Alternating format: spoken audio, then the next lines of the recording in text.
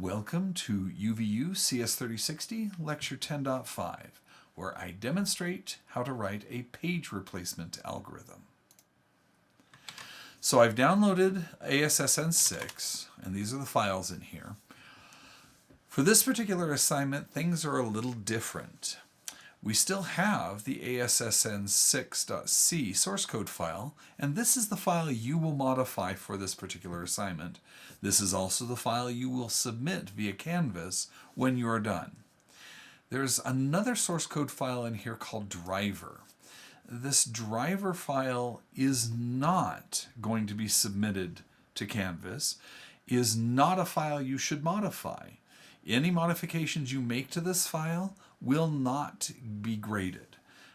You are welcome to look through this file. You are welcome to investigate how the driver works.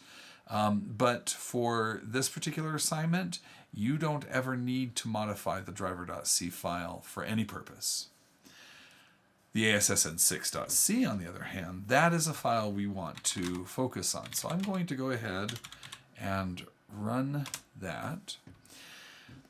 When you come in here, there is, of course, the promise of originality. You will make sure you change your name and your UVID for this. Also, make sure you change your username or your name and your UVID within this print name and UVID function. Don't worry about printing it out yourself. This function will take care of it. The driver calls this function. Other than this print name and UVID, a few things you should note. There is a function declaration here called validate frames. Validate frames is used to validate your answer with the driver. You will get a 0 if everything is successful. You will get a 1 if there's a failure. You also have three functions. You have a FIFO page replacement that's been defined, an opt page replacement, and a least recently used page replacement function. All three that are predefined for you with their arguments. Let's just briefly go through these arguments. The three arguments here is the first one identifies the number of references within the reference string. So if we were to use the book example, the one that starts with 7, 0, and 1, that string is 20 page references long. So ref count would contain the number 20. The second parameter is a pointer to an integer array that has the number of elements specified by ref count. These are your page references. So if we were to have the page references from the book, element 0 would be 7, element 1 would be 0, and element 2 would be 1. So the frame ref is going to be the data that you're going to use to identify when there's page faults and whether the frames, what frames need to be replaced. Frame count is an integer that tells you how many frames you need to keep track of as your algorithm is running. Now I'm going to let you write the FIFO algorithm and the least recently used algorithm. For this demonstration, I'm going to go ahead and modify the optimal page replacement. Now, optimal page replacement does several things. For each frame, so we're basically going to loop through the frame reference. So we're going to pull up each frame one at a time. And then once we've pulled up a particular frame reference, we're going to check, is this reference in frames? Have we already loaded it? Is it considered a hit? If so, then we can continue this loop, going on to the next frame reference. Otherwise, and I might want to spell continue correctly.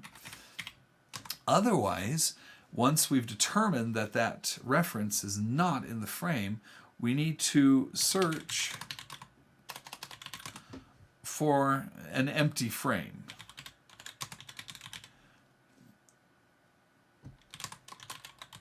And then if we find it, write our page reference into the frames. Basically replacing that empty frame and continue. So that's a simple one. Now, if we search for empty frames and we don't find one, that means our page replacement has to occur. So the question is, what does the optimal page replacement do? Well, what the optimal page replacement does is it loops through the remaining frames. So we're going to put in here, loop through remaining references, I should say, not frames. We should loop through the remaining references. And as we're looping through these remaining references, we should check, is this reference in our frames? So do we have a hit? If so, mark that frame as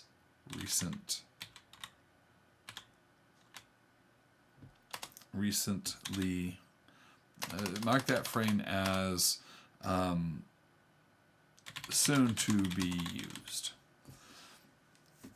Okay, so if we find a reference in our frames, that means that's going to be used soon, and we don't want to replace it. When frame count -1 frames are marked, exit the loop. Basically, when we've gone through and marked all but one of those frames, then we can exit the loop and we can replace remaining frame. So the first two are fairly straightforward. We're just simply continuing. If we find it, if we get a hit, if we find an empty frame, just simply replace it. Here's the main loop for the optimal algorithm. We start with the next reference and keep looping until we find the one frame that's not accessed. And then we exit the loop either when frame count is -1 or we've reached the end of our reference string. If we reach the end of our reference string, we know that there are frames that aren't going to be used. We just simply replace them. So let's go ahead and write.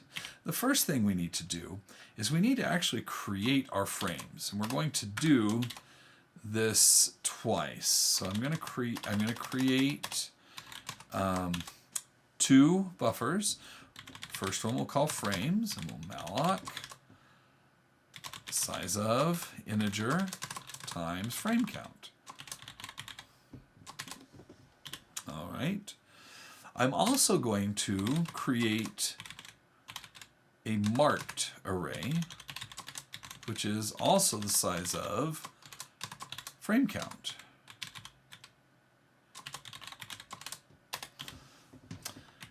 And I'm going to make sure that after all this is done, I free my frames and I free marked. Always good to write those in there when you're thinking about it, rather than forget about it until Valgrind runs. Now we need a loop variable, since we're going to loop through frame ref, and we're also going to loop through remaining ref. So we'll just do I and j.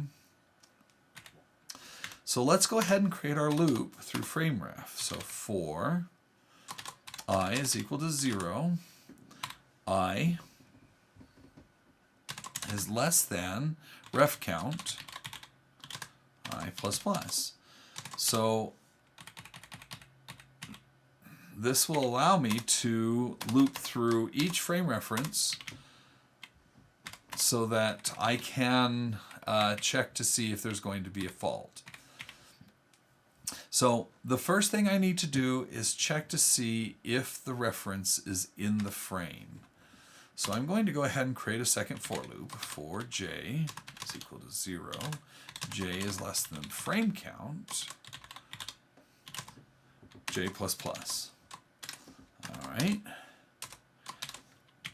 And what we're going to do is we're going to check if our frame ref at I is equal to frames at j, meaning we've got a match, then we can go ahead and break out of this loop.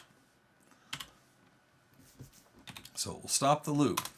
So at this point, j is either less than frame count because we've broken out of the loop, or j is equal to, or I should say j, yeah, we need to change this variable to j, that would have been a bug, or j is equal to frame count because it went through the entire loop and did not find a match. So if j is still less than frame count, we know that, how about continue? We know that we found a match, and that if that match is in the frames, then we can just simply go on to the next frame count, or frame reference, or page reference, and we'll be just fine. If j is equal to frame count, we did not find a match, and we should see if we can find a way to reference that. So that was this comment, so I'm going to put that right there. All right, now we need to search for an empty frame. Well, that's something we didn't define. What does it mean to be an empty frame? Well, we've never initialized frames. So let's do that right now. I'm going to go ahead and create a loop for I is equal to 0. I is less than frame count, I plus plus. And what I'm going to do is initialize my frames to a value that represents empty. And since we can't have a negative page value, let's go ahead and just simply set frames to -1. Now, I'm not just choosing this value arbitrarily. This is required by the validator. Your validator is going to check to see if empty frames is -1. And if it is, that will be if it's supposed to be empty, then that will be considered valid. So let's go ahead and search for our empty frame. So I'm going to go ahead now we know at this point that we have a page fault, so I should be able to search for an empty frame. So for j is equal to 0, j is less than frame count, j plus plus. And we're going to check if frames sub I is, we're going to do less than 0. So if we found an empty frame, we can go ahead and assign our reference to that frame. So frames sub I is equal to, and this is frame ref, oh no, frame sub j, sorry, I'm being confusing here, frame ref sub I. So we've assigned that frame reference to our frames now. We can go ahead and perform our validation. So validate frames. And this is where we just simply send our frame count and our frames in. And then continue. Every time you detect a page fault, you must validate your changes to make sure that that's going to work. Okay, so we've searched for an empty frame. We found one. We go ahead and write the reference, validate, and continue.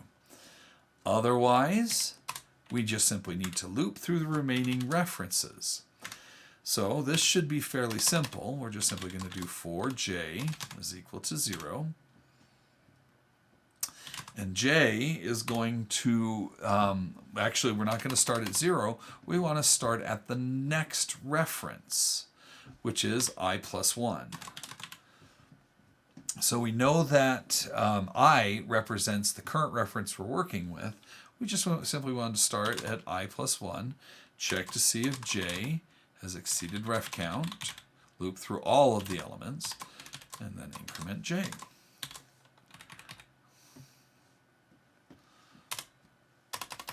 All right.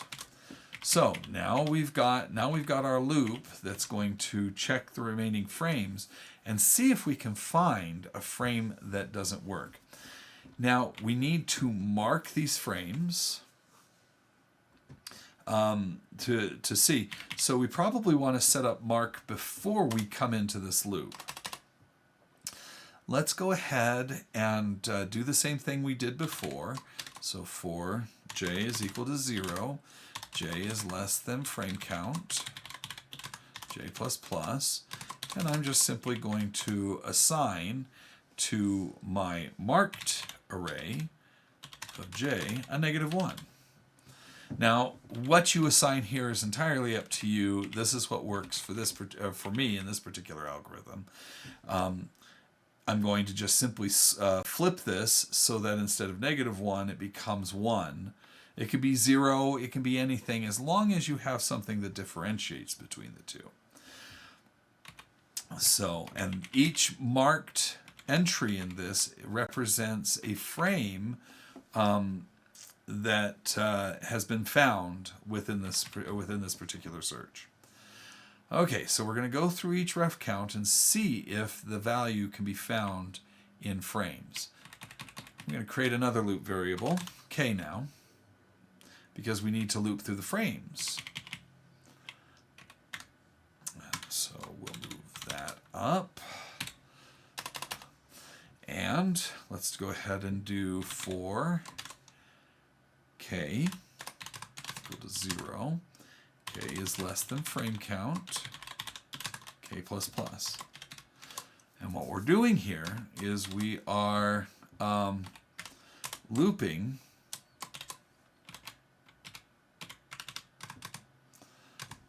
through each frame to see if the j frame can be found within our frames. So it's just a simple condition. If we find that frames sub k has a match to frame ref,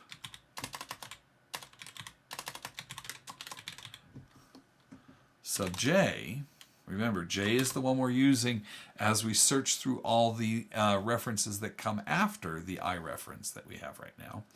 If we find a match, then we want to mark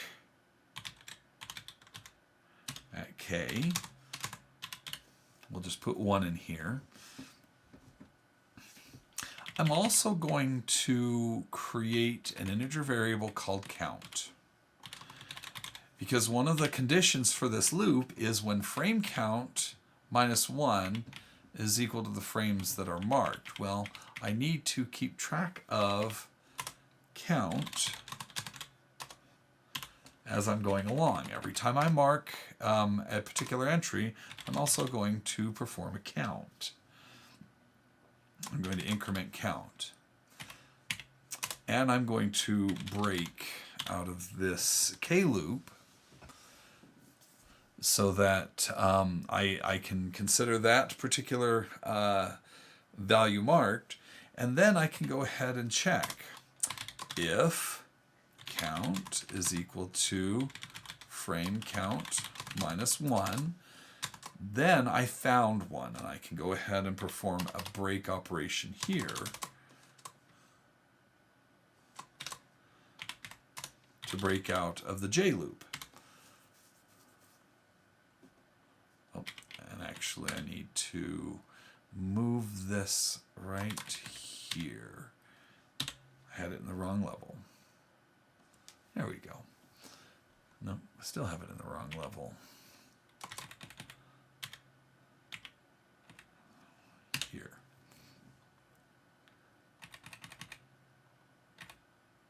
Okay, that's inside the J loop. Okay, so let me explain what's going on here. Here I'm looping through each of the frames. If I find a match to the reference that I'm looking through, I mark it as 1. I increment the count and I break, which means break out of this for loop here. If I don't find a match, it's going to go ahead and not mark anything and not increment my count. If count is equal to frame count minus 1, I know that I have frame count minus 1 values marked. There's one that is still unmarked or has -1 on it. If I find that, I go ahead and break out of the loop and I find the frame that is missing. So we'll go ahead and move this. So which frame is missing? Well, that's where we go ahead and loop through our frames. So for j, how about j is equal to 0, j is less than frame count. We're going to try and find the marked one. One of them has to be marked. There's no way this loop would have continued otherwise.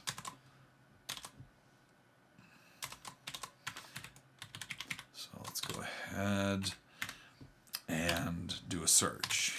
If marked sub j is still equal to -1, that's the frame we're going to replace.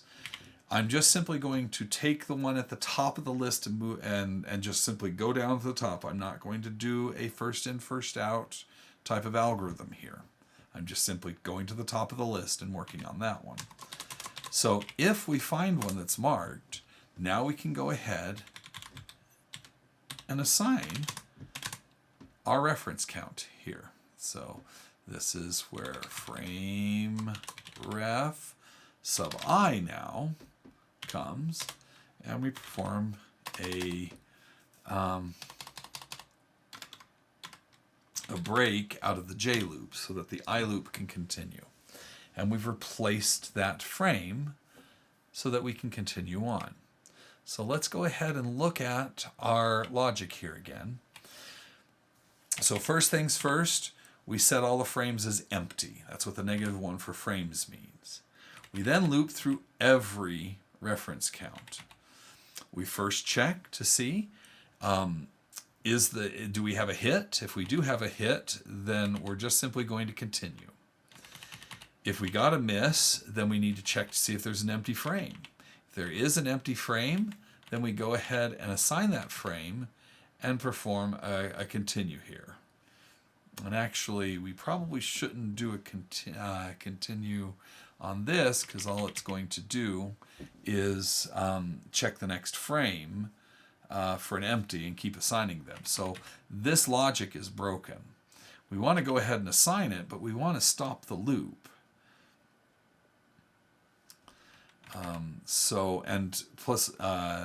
If we stop the loop, we want to validate. So let's go ahead and validate, but we're going to break here instead of continue. This breaks the j loop, which allows us to test if j is still less than frame count, means we broke out of the loop, we can go ahead and perform a continue here. And that goes ahead and resumes the reference count. A little bit of fix to that particular logic. So again, we're looping through all the frames, seeing if we've got an empty frame. If we find an empty frame, we populate it, we validate, and then we break out of this loop, which will, after the loop body, will cause the outermost loop to continue. Otherwise, we go through all the remaining references. First, we set up the marked array, and then we initialize count to 0, and we start with the reference just past the one we're working with, the I. So I plus 1. And then we loop through all of the reference counts. If we find a reference right here, if we loop through here and find a match, we mark it, we increment that we found a marked value, and then we break out of this K loop. Breaking out of the K loop causes us to check if we've reached the number of frames marked that we want.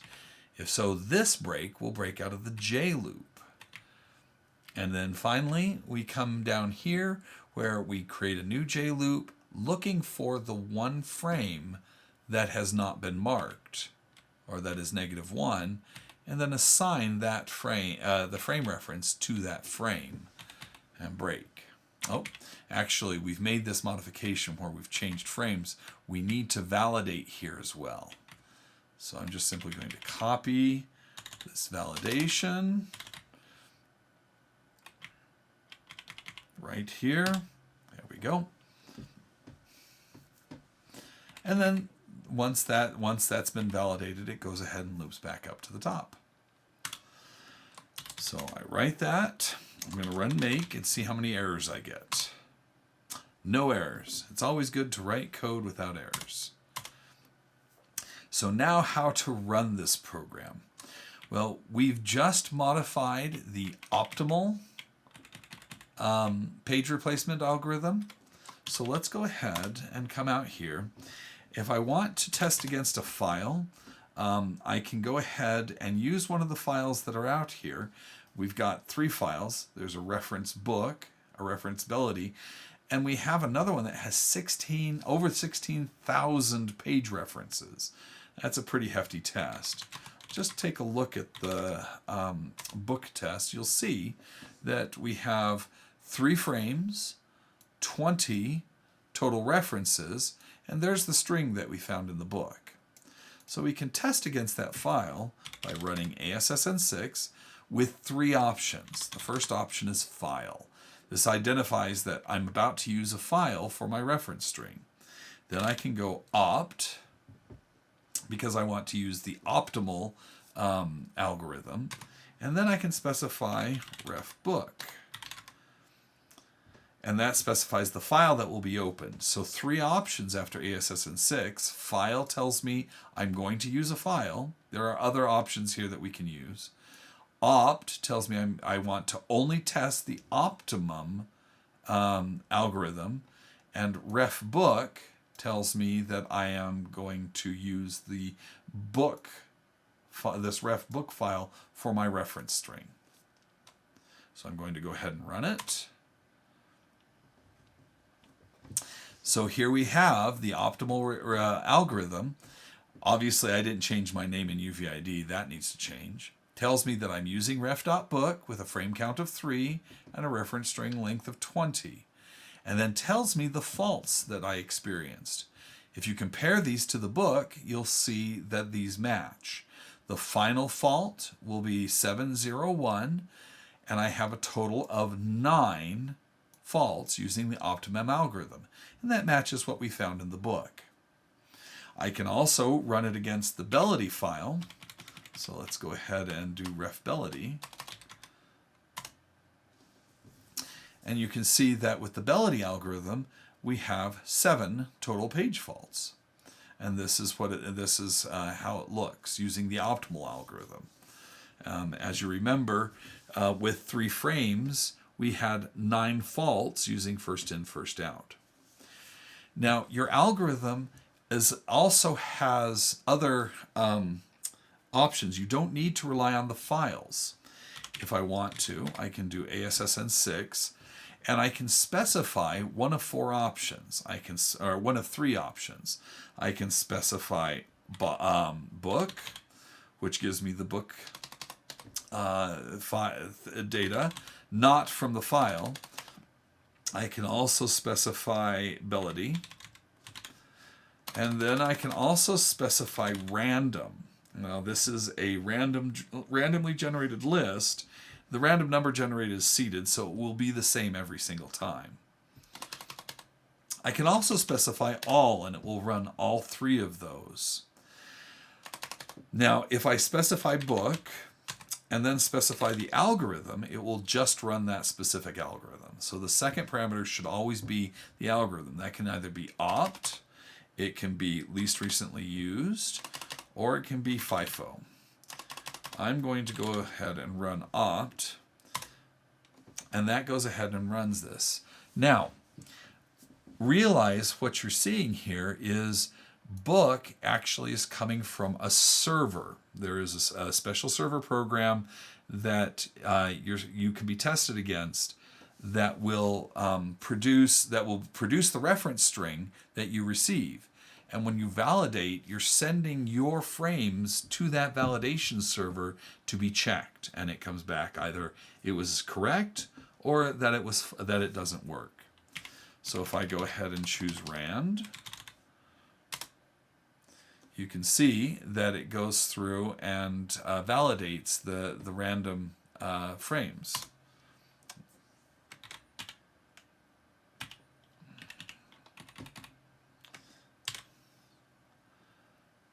And you can see that I'm actually having a problem with this, that it actually is showing me that I have incorrect values.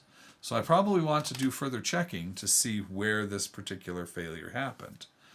So I'm going to go ahead and run ASSN6 on GDB. And I'm going to specify, I'm going to set a breakpoint at my particular function. So run optimal page replacement. So I set a breakpoint there. And I tell it run, but I'm going to run it with the random list using the optimal scheduler. And there I've reached my optimal page replacement. You can see that this optimal has a reference count of 100.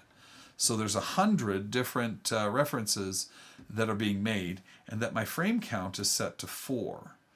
My bet is something's wrong with the frame count since it was working with 3 on other algorithms. So let's go ahead and take a look through this. I'm going to let those Alex go.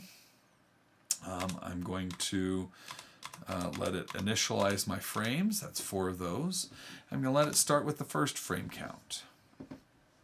So we go ahead and check to see if there's a match. There won't be a match through the 4 frames. So I can continue. So let's see if there's an empty. There is an empty right there. So it goes ahead and finds that empty, sets my frame reference. Let's make sure that's the frame reference that I want. Frame reference of I. So the frame reference is 3 in this case. I'm setting that in my frames variable. And then I'm validating. If I just simply do next for validate, it should say, yeah, that was correct. 3, -1, -1, -1. This is what's in my frames array, so that should be correct. So I validated. So let's go ahead and go on to the next frame. So next ref count. So we're on ref count 1 in my array. I'm checking to see if it's in here. It won't be. Okay. So now I'm going to check for an empty. Now clearly the first one is not empty, but the second one is. So I add that, I validate, and it tells me 3 and 13 is correct. So let's go ahead and keep going. Check to see if we've got a match. We don't. I'm going to display frame ref sub I, just so I know what my current frame ref is. So I check for 8, and I know that 3 and 13 aren't going to match. Oh, I check for an empty. There's going to be an empty on the 3rd, so I sign it and validate. That looks good. Now we're frame reference 16. Check to see if that's in there. Nope. Check to see if there's an empty spot, and there is. And so there we go. 4 faults with my 4 frames now. This is what my frame values look like. So let's go ahead and continue on. Now my frame is 3, so I have a match. I should just, let's make sure that I is 4. That's what we wanted. So I went and found a match. So I'm going to perform. I've broken out of my matching loop, and I'm going to go ahead and continue on to the next. So now we're at, and still it's 3. So let's go ahead and do next Good. Okay, now we have 6. Now, if you remember, our frames, we have 3, 13, 8, and 16. So this isn't a match. Now we're going to hit our, we'll have a page fault. No matches there. No empties.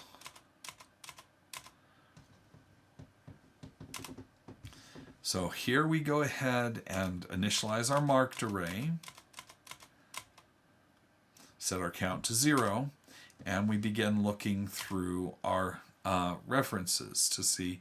So I'm going to do another display here of frame ref sub j. So it's going to check for 15. Let's go ahead and display our frames so we can keep track of what we're doing. We shouldn't find 15. Nope. Well, we haven't reached our count yet, so we check the next. So 17. 17 is not going to be found.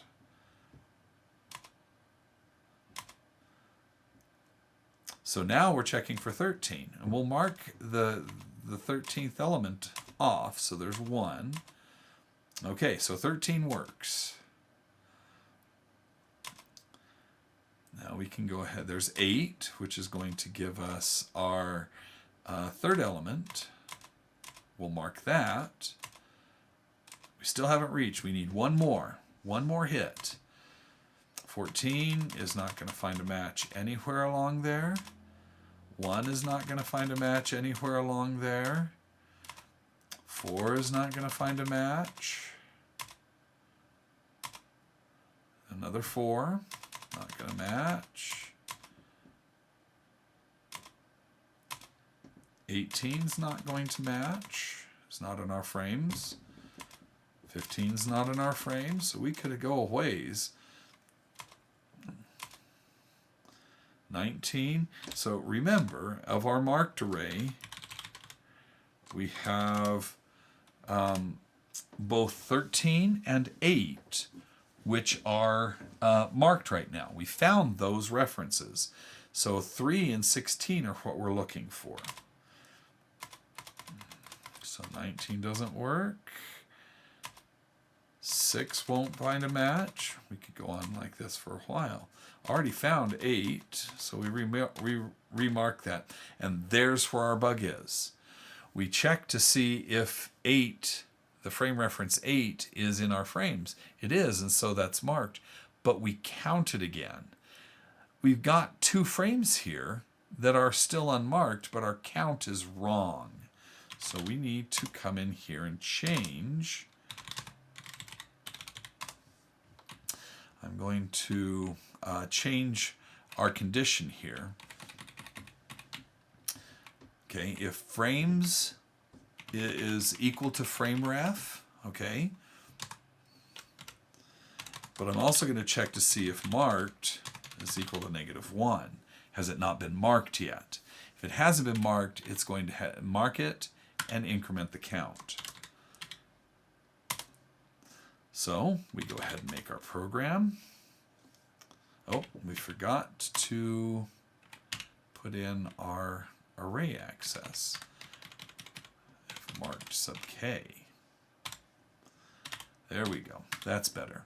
We want to compare an array element, not -1, to an array pointer. Thank goodness we have make to tell us when we've made an error.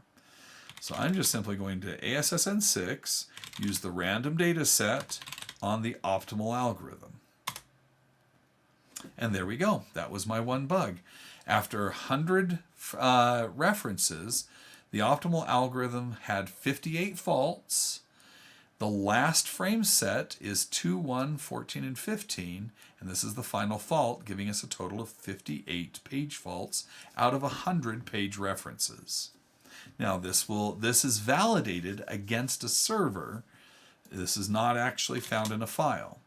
I can use a file. Let's go ahead and do ASSN6 on a file using the optimal And the file we're going to use is 16K. Now this is a very extensive set, which should take some time to actually process. Again, 16,000 entries can take quite a bit of time. We're already up to 1,000 faults that are correct. Now, every time validate returns, it's returning a 0 and a 1. I'm not actually checking that 0 or 1 to determine whether there's been a problem. That is something you should do for your particular assignment. But in this particular case, I went through the entire 16,000 page references, had 3,783 faults, and this is the final frame list, 16 frames that's shown. You should be able to pass this 16K test without a problem. You're welcome to look at the 16K test, but I would not recommend modifying it at all. It has one very long line full of numbers. This is the entire reference string, all 16,000 numbers. If I do a word count on ref 16, you can see that it's got 16,386 numbers. To initialize tells how long the frame is and how long the reference string is, and then the rest are numbers. So one more time. Your responsibility for this assignment is to complete the FIFO page replacement algorithm, as well as the least recently used page replacement algorithm. Remember, FIFO is quite a bit different, but it is simple. You should be able to complete FIFO fairly quickly, as all you need to do is keep track of where the last frame was replaced, so that you can replace the next frame when you have a page fault. Least recently used, the hint I'll give you here is it is basically the opposite of the optimal page replacement. Instead of looking forward to find frames that you mark, you'll look backwards. I'll let you figure out what all that means. In any case, the assignment is up and ready for your use. I certainly hope that you're able to find the solutions to this. And this brings us to the end of Lecture 10.5, where I demonstrate how to write a page replacement algorithm.